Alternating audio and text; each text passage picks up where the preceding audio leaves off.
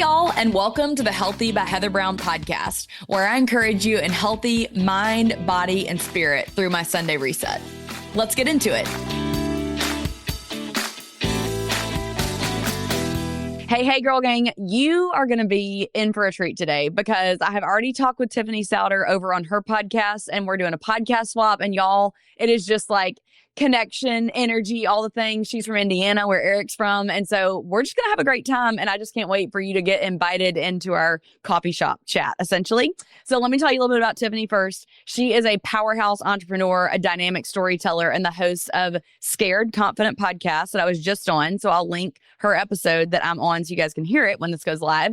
She's passionate about helping women embrace fear, chase their dreams, and thrive in the messy middle of life. Y'all, she's a mama of 4 and a wife. So I was like, girl, we got to talk about marriage. You need to come on this season. Tiffany knows firsthand what it takes to build a healthy marriage, raise a family, and grow a business, all while staying true to herself, which I know for us mamas sometimes is the hardest part. With her signature blend of vulnerability and wisdom, she inspires her listeners to live boldly, love deeply, and live confidently in every area of life. So with all that said, a big Hoosier welcome to Miss Tiffany Sauder. Love it. Thank you. It's awesome. You're so very welcome. Tiffany, this is so random, but I kind of want to get your opinion. This is so off the wall.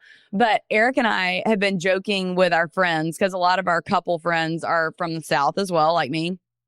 And he keeps teasing that we're going to host a dinner party and theme it like a Midwestern dinner party.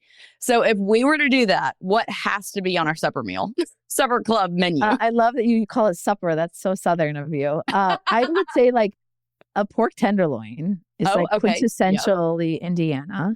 Okay. It's like pounded flat and fried. Fried? It's fried? It's fried, yeah.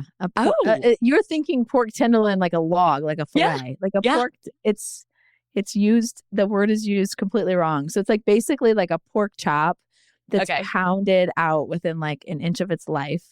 People are watching this on video. It's like the size of your head. It's like a huge pancake at this point. Wow. And then they batter it and fry it. So it's like crispy and salty. And they unnecessarily put it on a bun. And so it's like the bun is so little and you have this great big pork tenderloin and some pickles and some mustard. I would not ketchup that situation. I think that would go well. Mustard and pickles is the way to go, huh? Yeah. Okay. So I would say a pork tenderloin is very Indiana. And then I think you have to have, just to keep on our carb sort of roll here, there's got to be like an ear of corn. Sure. That's for sure on his list. Yes. Essential Indiana. And then what's coming to mind is like our iconic steakhouse is Harry and Izzy's or St. Elmo's. And so I think, it's like shrimp is not an Indiana thing, but St. Elmo's is our like flagship steakhouse. It's so good. That shrimp is fire. I've had it. Yeah. It's so good. And so now they sell it in bottles. You can buy it like retail. So their cocktail sauce is legendary. So I think you have to have that. So that is not a complete meal, but that is what comes to mind. That's so good. I love it. I am curious if you have had, he acts like his grandmother always makes sloppy joes, but do you think of that as being Midwestern too? Yeah, I can see that for sure. Okay. Sloppy Joe is a thing. Yes, okay. Sure. And then also, I grew up on sloppy joes too. Love it. Love it. So he also was telling us that there's this layered dip that has, and he was like, don't knock it till you try it. But I think it's canned chili, correct me if I'm wrong, and then cream cheese layered, and then cheese on top baked in the oven. Yeah. And y'all, we all were like, oh, that is so gross. Oh my gosh, blah, blah. He baked it, brought it out, and I kid you not, it was gone within 10 minutes. It's incredible. It is trash food, let's be clear, but it's incredible. I did not know that was an Indiana, like, Hoosier thing, but I have definitely had that 10,000 times. Yeah, I love it so much. Yeah. Well, anyway, if you're listening to this and you're incredible from the Midwest, no recipe required. Yeah. Yeah. So true. So true. If you're from the Midwest and you're listening to this, leave us a review and tell us what Indiana foods we need to include in the supper club. But anyway, back to like the real point of you being here. We will. Okay. So when I was researching Tiffany, I actually had Mike Searock on the show and he recommended Tiffany to me. He was like, if you haven't met Tiffany, you guys are totally in the same wheelhouse. Y'all would be friends. You need to meet. So Tiffany, tell everybody about your girls, their ages, how long you've been married, and maybe even just like a Cliff Notes version of how you met your husband. Yes. So I refer to myself as I'm a small town kid born with a big city spirit. And I've been spending my whole life trying to build a bridge between, I was raised in a farming community, 1,200 people. My dad was an entrepreneur, but just like a very, very, very small rural town. And now I find myself in this much more city life, living in a suburb, and my husband doesn't know how to use an electric drill, and like just a very, just a very different, very, very, we have a country club member, just like a very different life. And for sure. And wanting to have my kids know like what I grew up around, it was like, not this, but this is where we are. This is where God has us. So for sure. Yeah. We have 4 girls. They're very spread out, almost 16 down to 4. So 16, 13. I know I had 1 in my 20s, 2 in my 30s, and 1 at 40. Oh my word. Which is a very interesting life experience. Yeah. Very interesting. I can only imagine. Yeah. So yeah, we're 16. We're almost 16. So we have like driver's ed. My 13-year-old is in 8th grade and, doing 8th grade things. And then we have a 9-year-old who's like still learning how to spell. And then we have a 4-year-old that still pees the bed. So it's all the things are going on in Tiffany's house. It is. So those are our kids. They're amazing girls. We have high expectations of them, and they're amazing. They're really, really good kids. They get along really well. We have a great relationship with them. I know you've had some people on that have talked about the role of technology for young kids, and we've been very slow on that. And I'm very grateful for that choice. Smart. Yes. And let's see, my husband, we've been married for 20 years. Love it. I know it's my proudest stat in my life. We have had to fight hard for some of those. Yeah. He also is a firstborn high achiever. We're both firstborns, which is an interesting, I think it's like in the do not recommend, but good luck if you try category. Sure. He's very, very smart. He went to Princeton and played football. So I say this to brag on him a bit, but also, I started a company 20 years ago. I have my own show. I have all these things. And so when you put 2 people together who have such high expectations of life, there's this magnetism because you see your own ideas and dreams and vision and boldness and audacity in the other person. It's like intoxicating. And then it's very complicated to figure out how both of you do that alongside each other. Yes. And how do you get both of your dreams to come true in the same 30-year period of time? Like neither one of us were kind of willing to wait till the other one was totally done to be like, now I start. And so that has been a Rubik's Cube for us. And I think has informed a lot of the work I do on my podcast and helping families. How do we scale our capacity to love and be present? And so that the most ordinary parts of life fit in the smallest possible container so that we have space for the extraordinary things that life has to offer. So my husband's name is JR. He runs a company that's over $1 billion in revenue. Dang. What is his company? It's called Model 1. Model 1. They're a large commercial vehicle dealership all across the continental United States. He works for a family and they're amazing. They've created this, they're awesome for him to work for, and they've been amazing to our family. I say all of this again, not to be like brag on him, but to say there's a lot of travel demands in his job. It is an always on kind of a role. And we signed up for that together. And so in all of that, we've just had to really get clear with one another about what are our expectations for each other. How do we create systems so that things work in our home? So I love this saying. Esther Perel, I believe, says it. There's 100% of us are married more than one time. 50% of us, it's to the same person.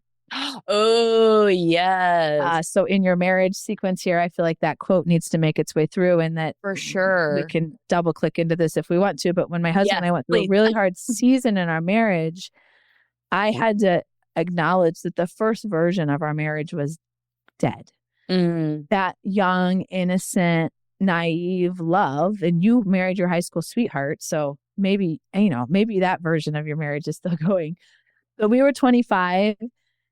And I from when we met to when we got married was 13 months. It was like this magical moment of like literally, I felt God screaming in my face, this is who you're supposed to marry.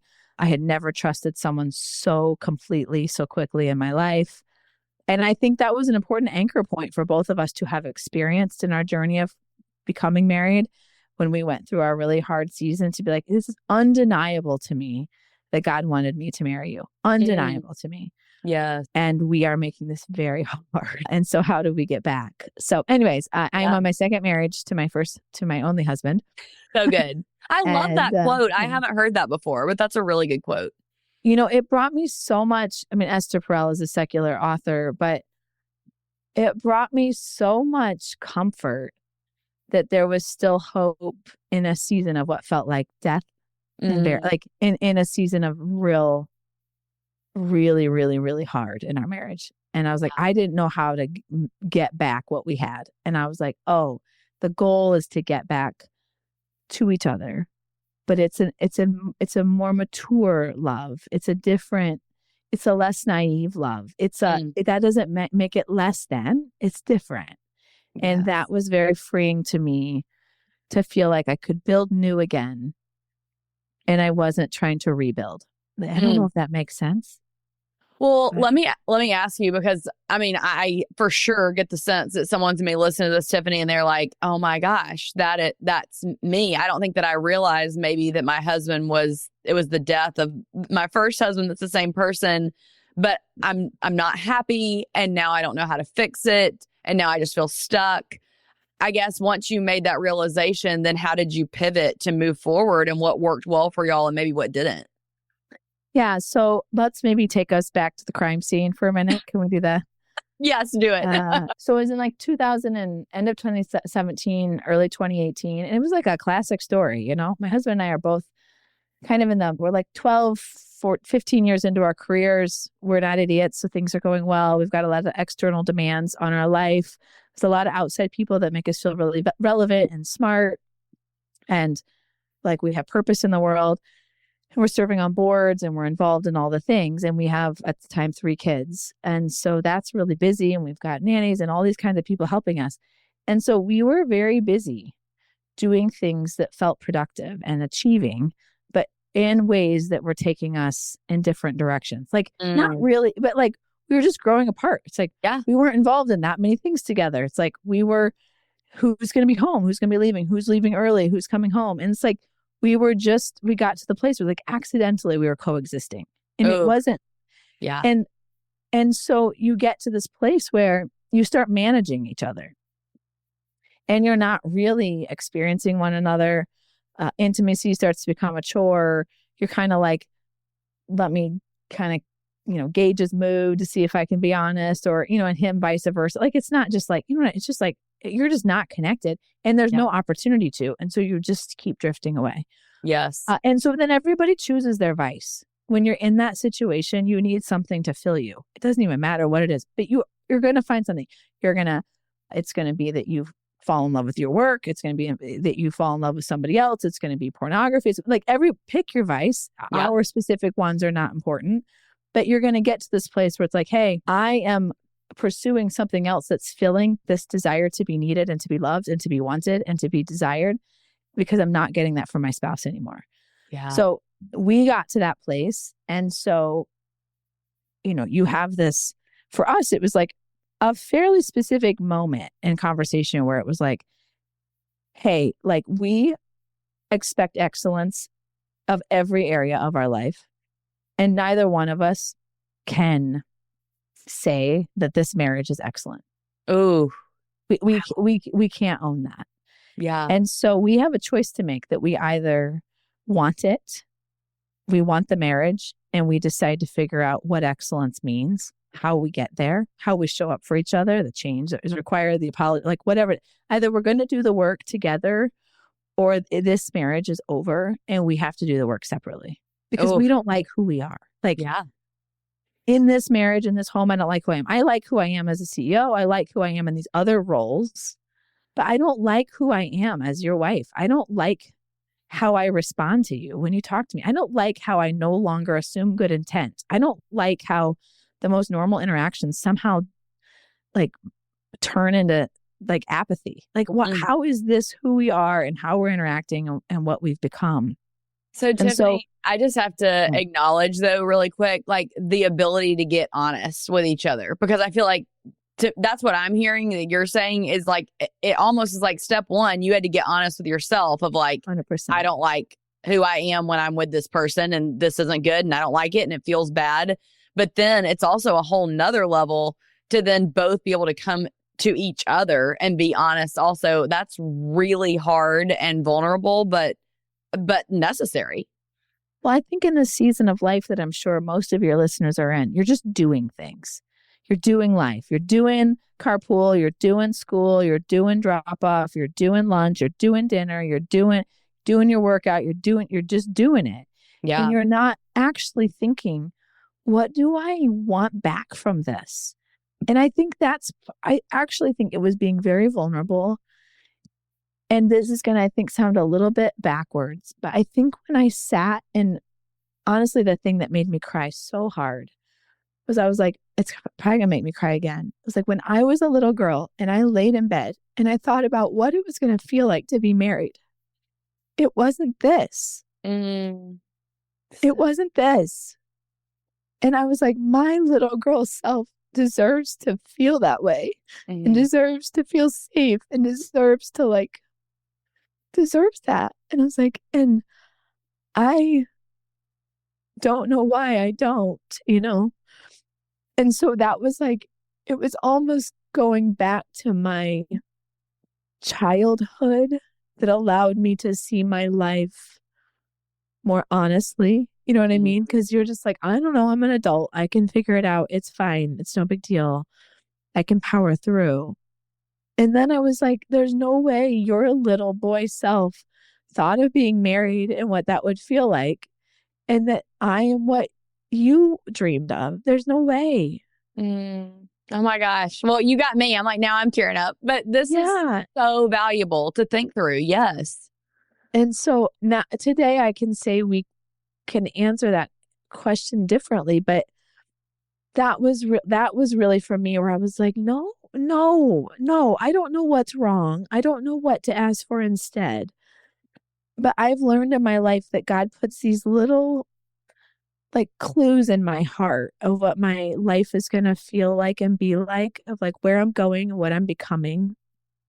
And I don't know. I was like, just believe that was a clue in my heart of how marriage was supposed to be. So anyways, absolutely. I'm really in a place today, Heather.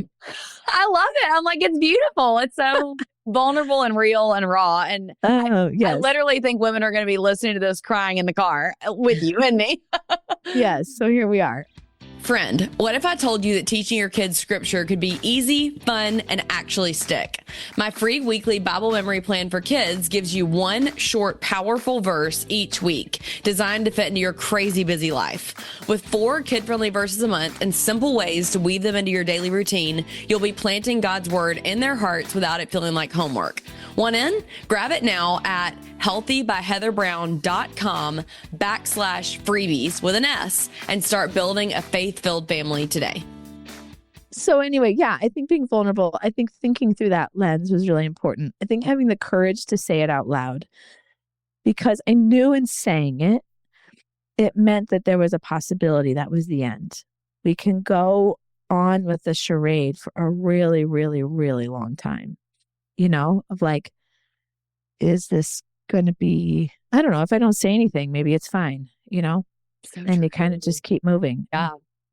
Well, and I feel like so many people go through the charade, unfortunately, until their kids get grown and go to college. And then they're like, oh yeah, we didn't address this. And then it blows up, is the first thing that kind of came to my mind when you were saying that. And then also, I can't remember if we've already talked about this on this podcast season or not, but I just want to say this. I think I actually heard in a sermon recently that so often too, when you're in that place, it's so easy to think that whoever you're seeing on social media, that you wish that your spouse was like that husband, or like that husband looked really attentive, or he got her that gift for Christmas or her birthday, or he did this for Valentine's Day. I wish my spouse was more like that.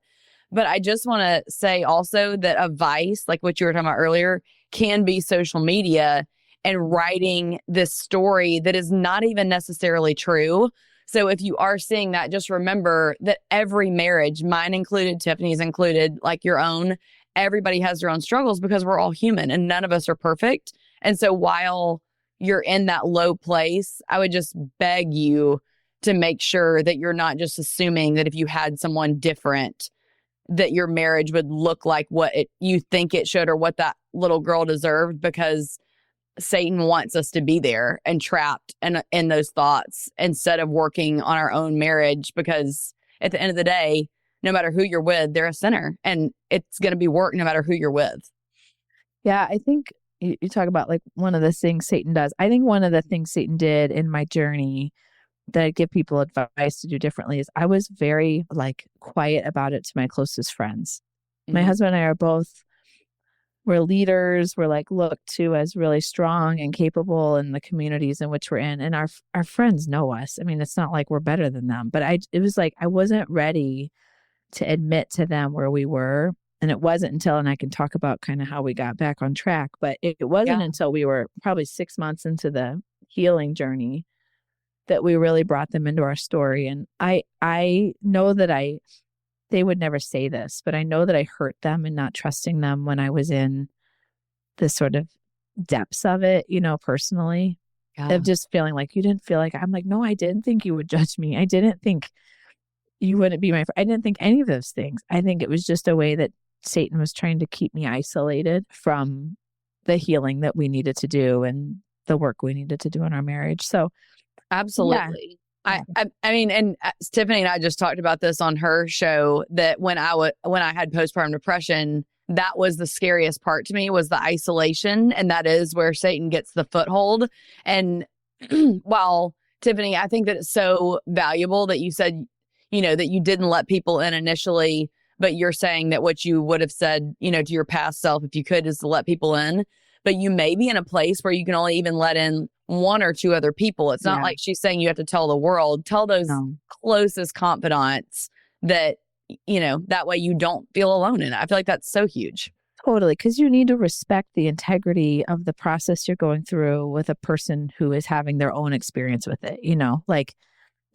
This is not a highly sensational thing. You want to really, I think, keep it, discreet. So our journey kind of back to one another was, we had gone a couple of times to like therapy where it was like, it was like 1:00 in the afternoon on a Tuesday, and we like drive there and it's like 55 minutes. And at the end you pay your money and then you're rescheduling. And it was like, oh my gosh, like it was not working for me. It was like, not that I was opposed to therapy, but just the way that it was in the middle of the rest of the day. And it was just like really, I was like, man, I feel like we are trying to close the Hoover Dam and we're using like pebbles. Oh yeah. This doesn't feel like we're going to get there fast enough. Like we need like real progress. And so one night my husband was traveling. I was like literally up late, just kind of crying out to God. And I started Googling just like different things that we could do, and ran across Hope Restored. It's a marriage intensive owned by Focus on the Family. Mm-hmm. And it was amazing. So we went and did that. So it's like, I joke, it's like juvie. You like my husband, because you go together. It's an intensive. We did not the group version. So it was 2-on-2, the two of us with two therapists for 4 solid days. Oh, wow. 8 hours a day. Dang, that is intense. 4 days. There's no technology. There's no internet. There's no anything. We're in Branson, Missouri, in the side of a mountain in like a little hut, with these therapists, and it makes it your whole world to work on each other. And I knew at the end of it, we would leave either knowing with confidence that we could rebuild together, or knowing with confidence we couldn't. And it was like the most exhilarated I'd ever been, and the most terrified at the exact same time. Oh yeah. Because I knew I was going to know the answer. And it was the most incredible experience. They say it's the equivalent of about 9 months of therapy. And so my like Hoover Dam kind of analogy, I was like, this is what we need. Like, we just don't, the way I felt like I was grieving on center stage, I felt like we just needed to go deal with this. So, it doesn't fix everything exactly right away, but you start to have a shared vision, a shared vocabulary, a shared understanding of your patterns of interaction. And that was a massive reset for us. And that was almost 6 years ago. Oh, wow. And does that feel long or short? 6 years ago? Well, it feels actually like kind of long ago. And so then my next question was like, so you did that. And then do you guys even like do therapy now to stay on track? Do you feel like you don't need it? Or I guess, what does that look like now for y'all? Yeah. So we had different journeys out of that experience. They recommend you finding a local therapist in your like community. Sure. Coming out of that. So I was like, okay, because I like do the things. So I like found a therapist and met with her for a year. It was wildly impactful for me to make sense of some of the expectations I had in my head, some of the, he's not my dad, some of those kinds of things like, that are fairly obvious, but you need to pay somebody to help you see. Yeah. And I will share this really quickly. One of the most powerful questions that she taught me to ask my own mind is it true? That'll preach. So, like, true. Yeah, like, he's so degrading. It's like, is that true? Like, is that true? Is it true that he spends his energy degrading me? Thinking of ways to degrade me, thinking of ways to make me feel small, thinking of ways to take away my power, setting up our family structure. Is that true? Or is it that sometimes I interpret the things he said to me as degrade? Like, is that true? It could be that I hear it that way. It could be that he unintentionally is saying something to me that I'm receiving that way. But is that true that that's who he is, that he seeks to degrade me as an example? That's not actually even who he is. But is it true that that's who he is, that he seeks to? And that was a very powerful question for me. So I did that. I got a therapist, and my husband took a different path, which I would say I like judged for a while as like not doing it as fully as me. Sure. As we do. He got a Christian mentor, a man that we both really respect and know well, that he to this day still meets with monthly. Oh, wow. As accountability and just like a place to kind of place his thoughts and feelings and accountability for just kind of our progress together. And so I have since just said, like, we are individual people on our own journeys, and I need to allow him as a grown man to make choices that are good for him. I don't need to control all of those. It might look different for me, and it might be exact, so I've kind of, but yeah, so that's, I would say, how we got back on track. And today, oh my gosh, are able to, celebrate 20 years next year. And I'm so grateful that we get to still be us in this. We're recording this around Christmas. So like, whenever we send out our Christmas card, I have to just be grateful that can still be the actual picture of our lives. Yes, that's so good. I agree completely. Well, thank you for sharing that with us. And I do think that is really cool to hear what you would advise yourself. I love when you said to ask yourself, is it true? And I also thought that it was really good to even for people to hear that there are resources out there where if you don't feel like the therapy route once a week, or once a month or whatever it is for you, that there's other options out there. So one of the things that you talked about was how you felt like that was a reset for your marriage, which is actually part of what I was going to ask you later on. And we'll get back to that. But I don't want to leave without us chatting about some of the things that you guys learned through that has led you to create the marriage check-in conversation guide. And so I am so curious how that works because you guys are specifically a busy 2-career home, and you talk about that a lot in your resources and podcast. So will you walk us through what does y'all's marriage check-in look like? Yeah. So the premise around there's kind of 2 tools I would say that we use very routinely to stay connected. We have the business of the family conversations. So we go away together twice a year, one for a little longer. On Friday, we leave for New York City. We'll be there for 3 days, just the 2 of us. Fun. And we'll have an agenda, which sounds unfun, but it's actually very fun. And one is just the business of the family. So it's things like we have the goal of teaching our girls financial literacy. Let's talk about what did that look like for us as kids, individually, what's important to us in our own household, what resources do we maybe want to research? Like that to me is like a business of the family. How do we be sure that these things are happening in our home? We have a volunteer opportunity that we've been asked to step into in our church.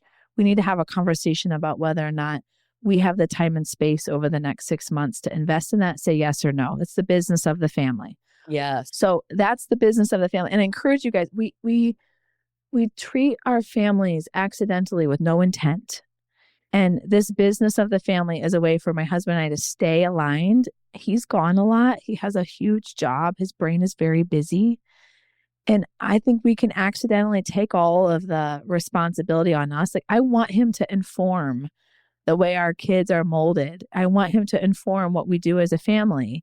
And I can keep him out of that if I don't have thoughtful ways of us staying connected on it.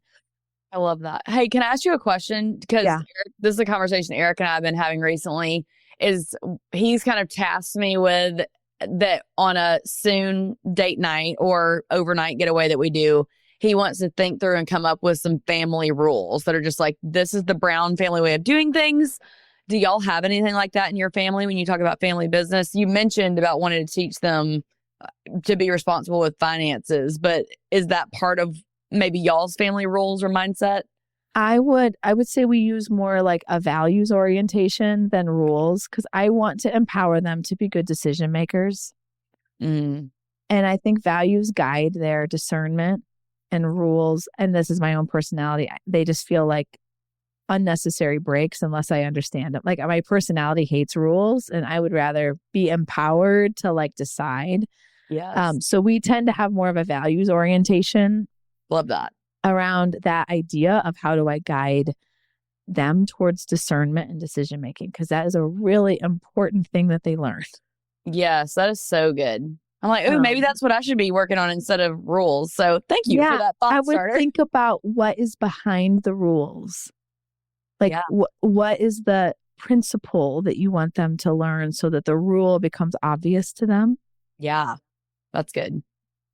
Sorry, you can continue. I just selfishly wanted to hear that. That's a great question. That's a great question, because as your kids start to get older, you do have different questions, different things you're dealing with. So the marriage check-in guide, you always use around our anniversary. We can provide a link and people can print it off.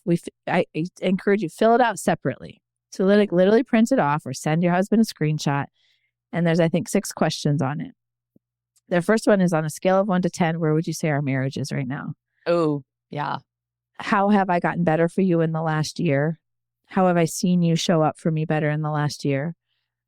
In the next year, I want more of this from you and the progress I've seen in our family. So how have I, it's like the self-assessment of who am I and how am I showing up for you and how am I, and then you reflecting back. So the scale of 1 to 10 is always really interesting, because we can provide, I always do it live on my podcast. My husband and I record our narrative because we haven't seen each other's. And I was like, I was a 9 and he was a 6. And that was I'm like, okay, tell me more about that. Like, my 44-year-old self can say, I want to hear where you see a 6 and why I feel a 9, because that's what happens is when you think you're in sync and you're not.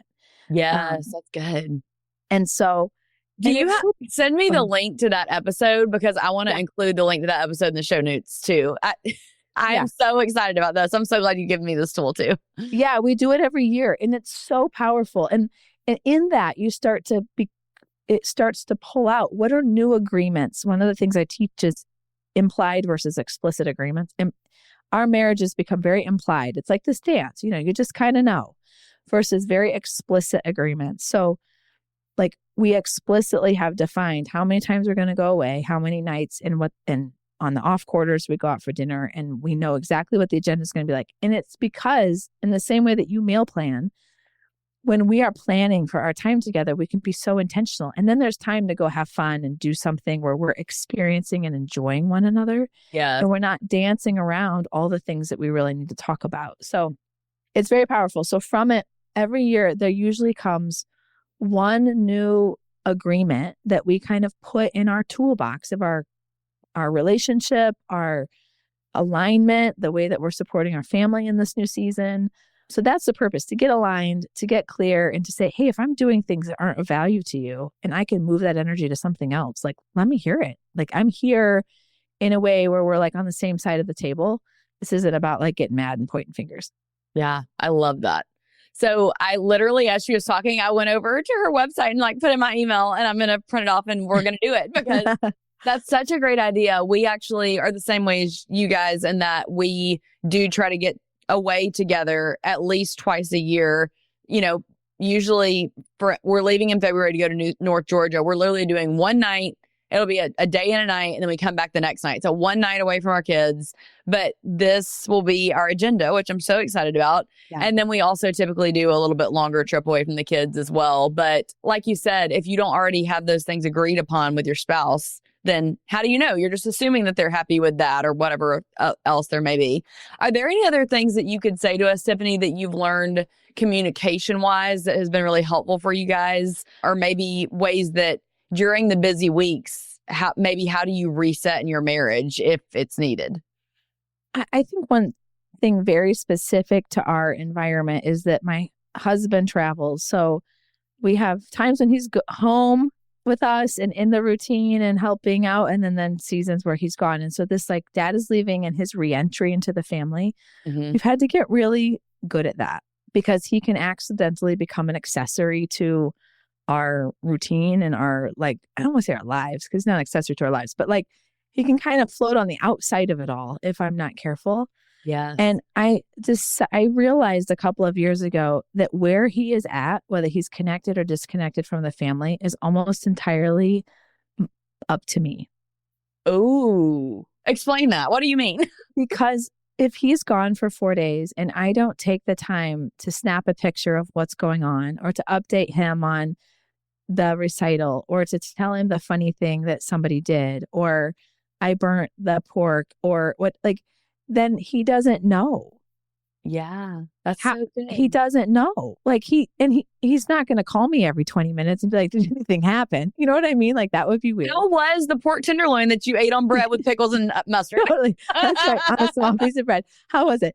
He's not going to, not because it's just, that would be odd. And so I started to realize like whether he's connected or not is really up to us. And the same thing when he comes home, I can have the family schedule such that it's like a 2-hour pause. And I'm like, hey, babe, welcome home. And I take 45 seconds to give him a great big hug. And I ask him how his day was. Not like I'm June Cleaver over here. Like, come, like, trust me. But to acknowledge him walking in and being home and feeling like, we missed you. We're so glad you're here. Let me orient you to what's going on. Or we're going to do a sit down dinner tonight. It's going to be 40 minutes long, everybody, but dad's home and let's go around. Like I can create an environment. Almost all of us women are the captain of the schedule. For sure. And so we can contrive it such that they're connected to the family. Or I don't tell him anything. He walks in. I'm like, hey, I'm running carpool. I'm sorry. Like there's stuff in the fridge for you to eat. And like, I kind of pick it. And so that made me realize, how am I an agent for his connection to us instead of kind of waiting for him to fail in the whole thing a little bit. So yeah, that's good. That's really good. Well, I loved that you answered my question earlier about the big marriage reset, because that's what I ask my guests at the end of every episode. And so it's so cool to hear in a big picture how you guys reset in your marriage, and then now tangibly on a daily and or weekly, depending on when he's in town. And I think there's so many women that are listening to this that also, there's my alarm to go get my children from school. So I'm like, hey guys. But it was just so valuable, all that you shared with us today, Tiffany. I can't say thank you enough for being vulnerable and being willing to just, truly show up and share what women can do to tangibly change the way that they're communicating with their spouses. So thank you for that. You're welcome, Heather. Thanks for having me on. Of course. And Tiffany, tell everybody where they can find you online and all the places, and then I'll link it down in the show notes too. Yeah, sounds good. TiffanySauder.com will connect you to all the things. You can find me on Instagram, same name, Sauder is Sauder, or go find me over on the podcast at Scared Confident, talking all about how to pull off a busy 2-career family. So thanks for having me on, Heather. Of course. It was a joy. All right, Girl Gang. Well, I challenge you guys to maybe even go ahead and scroll down to the show notes, click that marriage check-in, download it yourself. You guys can do it. And then I'll see how brave Eric is and if he wants to record us doing our own results. And then that would be amazing. That'd be so Let's fun. do that. then go listen to Tiffany and her husband's too, because I cannot believe that you would go listen to it and not have some kind of great conversation starter with your own spouse. Love y'all. Have a great day. See you next time. Hey, hey, hey. Welcome back to another Marriage Corner. Y'all, today I came up with a topic and I really hope it doesn't disappoint Eric. You ready to go, babe? Yeah, you told me kind of with a framework, but I have no idea what the questions are going to be or how this is going to work. So I'm going blind. So I have no idea what's going to come out of my mouth. I did use a little profanity in the last Marriage Corner. So hopefully that won't happen again. But yeah, I'm excited. Let's go. Well, I'm really proud of you because this is so outside your comfort zone. Normally, I'm the one flying blind. So I appreciate you trusting me and letting me go flying blind hopefully not off the cliff with you. Okay, so y'all, today we are going to talk about the Marriage Olympics. And just as you might summarize, what we're thinking about is who does it better in a bunch of different categories that I've come up with. So you and I can kind of like debate. Maybe we immediately agree on who does this the best. But I thought that this would be just kind of a fun, lighthearted episode. And then maybe you guys can then continue this conversation with your spouse or roommate and see who you think does it better. You game? Let's go. I am fairly competitive, so we'll see what happens here. There may be some podiums, maybe some missed podiums. Hopefully I can think of some Olympic comparisons off the top of my head. We'll see. Okay. So the first one, this is going to take you back a little bit. Who do you think is the fastest diaper changer, me or you? I mean, I don't know if either of us were the best at it. I think we were very like proficient. I would still give you the edge. You probably did do a few more diapers, but I will give myself credit. I did not shirk that responsibility, and I'd probably go bronze for myself and silver for you. Do you think that's fair? I do think that that's fair. I'm going to go with that. Yes. And I do think that I did more and had more practice just because obviously you were at the hospital working while I was at home with the kids for longer. It's fair. Yep. Okay, next category is the bedtime ninja. Who can successfully get the kids to bed with the least resistance? Oh man, that's a good one. I feel like we take kind of different approaches to bedtime a lot of times. I'm usually a little bit pretty more lenient. But having said that, like when I say it's time for bed, they do listen. Oh man, I don't know. That one's tough.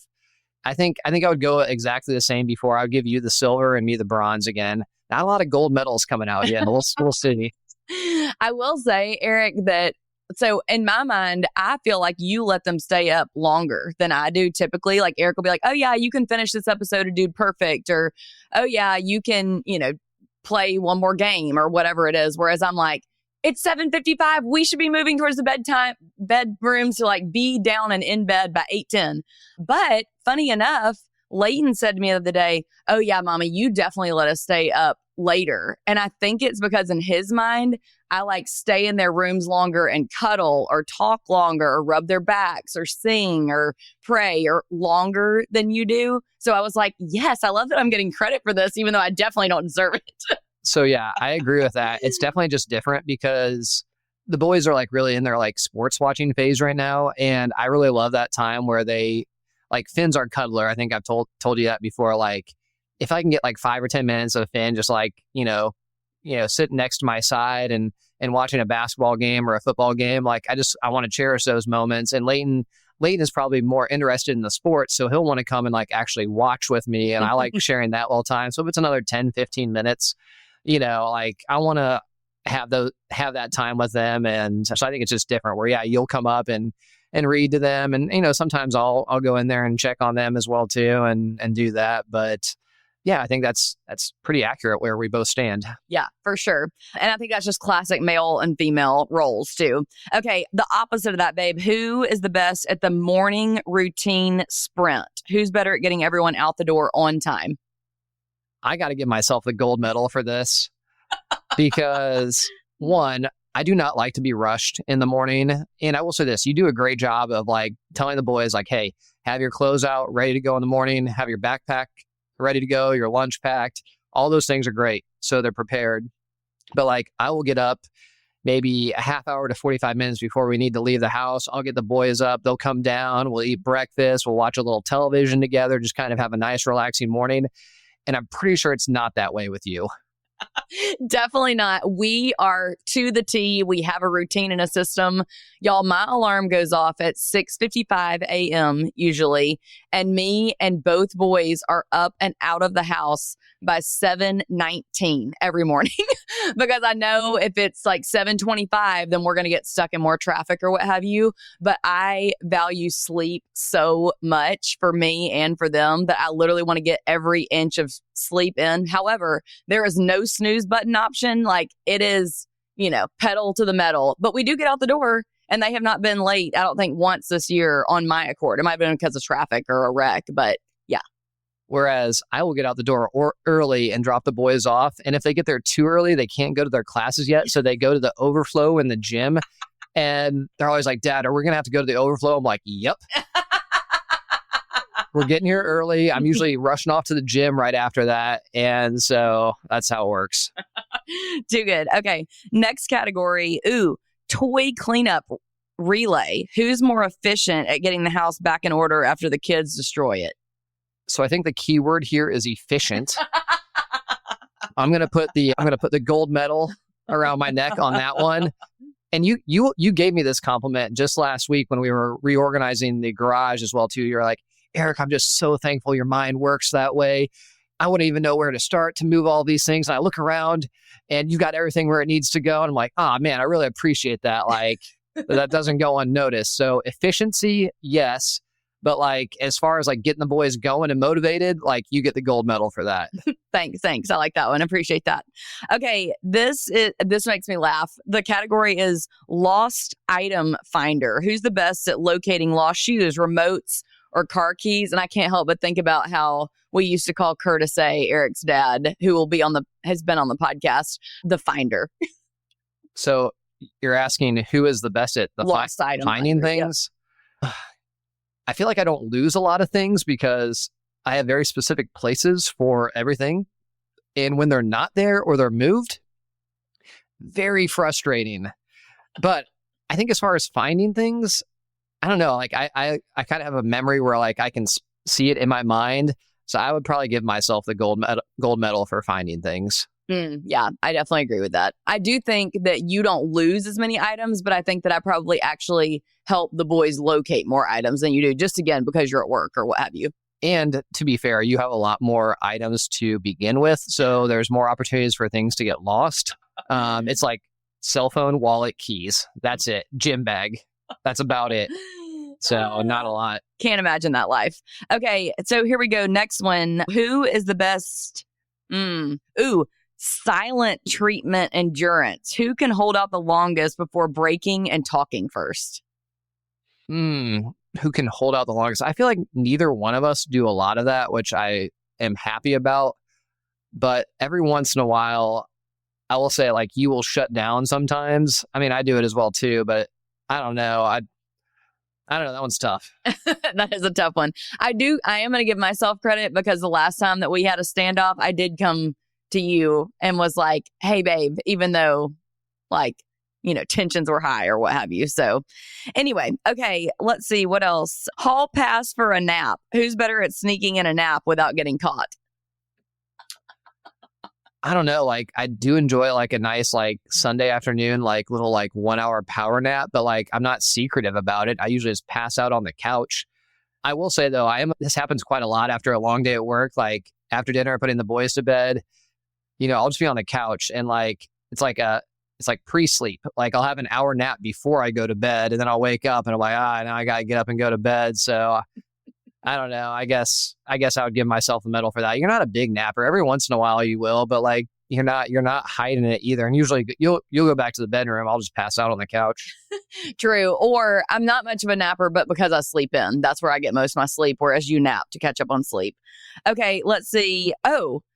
Song lyric showdown. Who knows the correct lyrics to songs most often and who just makes them up? Oh man, like I'm not gonna lie. Sometimes I will make up some lyrics, like I'll be completely honest. But for the most part, I think guys for the most part, like they can remember movie quotes from, 10 years ago. And there is a lot of lyrics we can remember, whether it's hip hop or rap and things of that nature. I've been thinking a lot here recently about growing up in the early 2000s, like 2000 to 2004. just like all those classic like rap and hip hop songs, whether it was like Outkast or, Juvenile. I'm trying to like all these ones, whether it's Bone Thugs and Harmony, like, all these classics, and you knew those raps just like tip of your tongue. Yes. Great time to be alive. It was so fun. And that leads me into my next and last question, which is dance off. Who has the best or worst dance moves? I mean, here we go. Gold medal. Woohoo! Give me that star. Right there. I mean, everybody knows you're the star of the dance floor. And we'll be out like, whether it's like a kid's dance or something like that. And then you'll be the fun mom that goes out there and gets all the other moms dancing. And having said that, though, in high school, I was one of the rare people that would actually like go out and dance. And like, oh man, like if you were one of those few guys who would go out there and dance and have a good time, I mean, it was just like, What, Eric? What? It was just made things very easy. All the ladies were right for the picking for Eric Brown, apparently. Didn't have to do a whole lot. I will say that is one of the things that really drew me to Eric, especially in the beginning of our relationship, was that he was willing to dance with me and had a good attitude about it. And you do have the moves. So his hips don't lie. However, you will usually say, I'm going to need some alcohol before I'm going to dance. Facts. It's kind of where it is now. Okay. Well, that was fun. Thanks for playing along and for going in blind. I know that's definitely not your comfort zone as a 5 on the Enneagram. Oh, did you listen to that episode that I did with Ian that wrote The Road Back to You and his summarization of you and me as a 3 and a 5? I need to. I have not yet. So maybe we can discuss that on a later episode. Yeah, we definitely should. Okay, y'all. Well, this was fun. I can't wait to hear down if you'll DM me on Instagram at Healthy by Heather Brown. Make sure you're following me there. Make sure you also join my broadcast channel there. It's called Girl Gang Besties. And that's where I send all my favorite memes, the things that I send to literally my best girlfriends in real life on Instagram. I basically send to y'all too. And the Girl Gang Besties chat, we talk conspiracy theories, we talk marriage, we talk all the things. So y'all have to come check it out. Way more natural health stuff that I love discussing with y'all. So anyway, DM me on Instagram and tell me who wins in you and your husband's marriage Olympics categories that Eric and I just discussed. And y'all have an awesome Tuesday. We'll see you next time. Bye. Okay, friend, that's a wrap on this week's episode. If you're not already following me on Instagram, make sure to screenshot this episode, share it to your stories, and tag at Healthy by Heather Brown so I can connect with you in my DMs. It truly brings me so much joy to see how these episodes impact you. Make sure to subscribe so we can see you back here next Tuesday for our weekly show. In case you don't know, your downloads, ratings, and reviews are the actual lifeblood of this podcast, and it helps spread the word to your friends and family. So please hit the download button on this episode and leave a 5-star rating if you super loved it. And if we're really BFFs, you'll spread the happy and text this podcast link to someone who needs to hear it today for some encouragement. Scroll down to the show notes on this episode to see any and all links mentioned, freebies to fuel your health goals, prayer-related episodes, and the 7-day free trial of my exclusive membership where I personally coach and cheer you on in whole health. While you're there, make sure to check out my Amazon storefront with healthy snacks, my favorite look for less workout outfits, and books and devotionals that challenge me in my faith. If you ever need to find my Amazon storefront, just Google Healthy by Heather Brown Amazon and it will come up. Have a great day, Girl Gang.